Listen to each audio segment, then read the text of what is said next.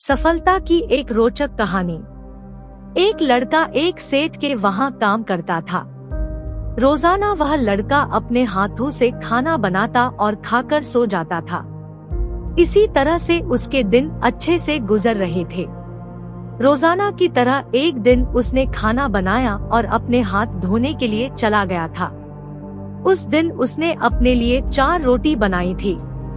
अपने हाथ धोकर वह वापस आया तो देखा वहाँ पर केवल 3 रोटी ही बची थी। काफी दिनों तक यह सिलसिला चलता रहा। फिर एक दिन उसने सोचा कि मेरी एक रोटी को रोजाना कौन लेके जाता है। उस दिन उसने चुपके से यह देखा कि एक चूहा वहाँ आता है और एक रोटी लेकर चला जाता है। एक दिन लड़के ने मौका पाकर उस चूहे को पकड़ लिया और चूहे से बोला, तुम रोजाना मेरी एक रोटी क्यों लेकर जाते हो? तो चूहे ने उस लड़के से बोला, मुझे जाने दे, मुझे मेरी किस्मत का खाने दे। यह सुनने के बाद लड़का बोला, तुम्हें पता भी है इन रोटियों के लिए मुझे कितनी मेहनत करनी पड़ती है, तब कहीं जाकर मैं इस खाने का इंतजाम करता हूँ। चूहे ने लड़के से कहा, तुम्हारी सारी समस्याओं और परेशानियों का हल केवल भगवान गौतम बुद्ध के पास ही मिल सकता है। यह सुनने के बाद वह लड़का अपने सेठ से छुट्टी लेकर भगवान गौतम बुद्ध से मिलने के लिए निकल पड़ा। पूरे दिन भर चलने के बाद रात को उनसे एक हवेली में शरण मांगी तो वहाँ पर एक औरत रहती थी। उसने उस लड़के को अपने यहाँ पर शरण दे दी।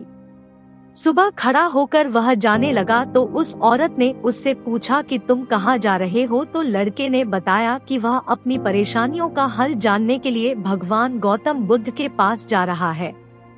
यह सुनकर उस औरत ने कहा, क्या तुम मेरे लिए भी एक सवाल पूछ सकते हो क्या? तो लड़के ने कहा, जी बिल्कुल, बताइए आपका क्या सवाल है। उस औरत ने कहा कि मेरी एक बेटी है और वह जन्म से ही बोल नहीं पाती है, इसलिए उनसे पूछना कि मेरी बेटी कब बोलेगी। यह सुनकर वह आगे के लिए चल दिया। काफी दूर चलने के बाद रास्ते में समुद्र आ गया तो लड़के ने एक कछुए से बोला, क्या आप मुझे समुद्र पार करा सकते हैं? तो कछुए ने कहा, जी बिल्कुल करा दूंगा, आओ मेरी पीठ पर बैठ जाओ। लड़का उसकी पीठ पर बैठ गया और समुद्र पार कर लिया। तब उस कछुए ने लड़के से पूछा, तुम कहाँ जा रहे हो? तो लड़के ने वही जवाब दिया कि भगवान गौतम बुद्ध के पास अपनी परेशानियों का हल जानने के लिए। कछुए ने कहा, क्या आप मेरा भी एक सवाल पूछ सकते हैं क्या? तो लड़के ने बोला, हाँ बताओ आपका क्या सवाल है? तो कछुए ने कहा, उनसे पूछना कि मैं ड्रैगन कब बनूंगा। इतना सुनकर वह लड़का आगे की यात्रा के लिए चल पड़ा। काफी दिनों की यात्रा के बाद वह लड़का एक पर्वत पर जा पहुंचा तो वहां पर एक साधु ने उस लड़के की सहायता की और उस लड़के से पूछा कि तुम कहाँ जा रहे हो? तो लड़के ने वही जवाब दिया जो सबको दे रहा था। इतना सुनकर वह साधु बोला, क्या आप मेरा एक सवाल पूछोगे भगवान गौतम बुद्ध से? तो लड़के ने हाँ में सिर हिला दिया। तो साधु बताया कि मैं काफी वर्षों से तप कर रहा हूँ, तो भगवान गौतम बुद्ध से पूछना कि मुझको मुक्ति कब मिलेगी। इतना सुनकर वह लड़का आगे की ओर चल पड़ा और अंत में वह लड़का भगवान गौतम बुद्ध के पास पहुंच गया। और पहुंचकर उसने भगवान गौतम बुद्ध को प्रणाम किया और बोला, भगवान मैं आपसे कुछ प्रश्नों के उत्तर जानना चाहता हूँ। भगवान बुद्ध ने कहा, बेटा तुम काफी दूर से आए हो, इसलिए पूछो क्या पूछना चाहते हो, लेकिन मैं तुम्हारे 3 प्रश्नों का ही उत्तर दूंगा।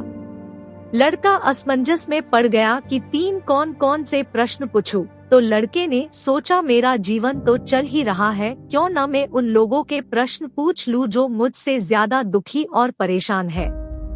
लड़के ने पहला सवाल पूछा कि हवेली में रहने वाली लड़की कब बोलने लगेगी। दूसरा सवाल यह है कि वह कछुआ ड्रैगन कब बनेगा। तीसरा यह है कि उस साधु को मुक्ति कब मिलेगी। इस तरह से उस लड़के ने तीनों सवाल को पूछ लिया। इसके बाद भगवान गौतम बुद्ध ने कहा, उस लड़की की शादी होते ही वह लड़की बोलने लगेगी और अगर कछुआ अपने खोल को छोड़ दे तो वह ड्रैगन बन जाएगा। उस साधु को जब मुक्ति मिलेगी तब वह अपनी छड़ी को छोड़ देगा। लड़का सबके जवाब सुनकर वापस चल दिया। सबसे पहले उसने साधु को बताया कि अगर आप अपनी छड़ी को छोड़ देते हो तो आपको मुक्ति मिल जाएगी। साधु ने उस छड़ी को उस लड़के को दे दिया और बोले, यह एक जादुई छड़ी है, यह तुम्हारी बहुत मदद करेगी। इसके बाद वह लड़का उस कछुए के पास गया और बोला, अगर तुम अपने खोल से बाहर आ जाओ तो तुम ड्रैगन बन जाओगे। कछुए ने खोल को छोड़ दिया तो वह ड्रैगन बन गया। उस लड़के को कछुए के खोल में बहुत सारे हीरे मोती मिले, जिनको लेकर वह आगे चल दिया। उसके बाद वह लड़का उस हवेली में गया और उस औरत से बोला कि आप अपनी लड़की की शादी कर दो तो वह बोलने लगेगी। उस औरत ने अपनी लड़की की शादी उस लड़के से कर दी तो वह लड़की बोलने लग गई और उस औरत ने अपनी सारी जमीन जायदाद उस लड़के और अपनी बेटी के नाम कर दी।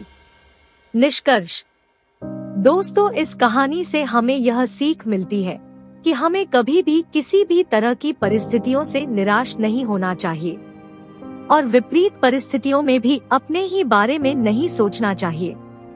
अगर हम लोग किसी की सहायता करेंगे तब जाकर ही लोग हमारी भी सहायता करेंगे। दोस्तों, मैं आशा करता हूँ कि ये कहानी आपको बहुत अच्छी लगी होगी। अगर कहानी अच्छी लगी है तो इस कहानी को अपने दोस्तों के साथ जरूर शेयर करें।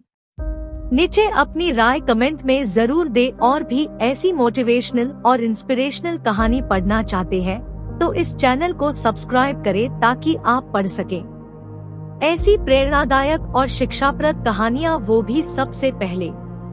और ध्यान रखें, सब्सक्राइब करने का कोई पैसा नहीं लगेगा, तो जल्दी से कीजिए। धन्यवाद।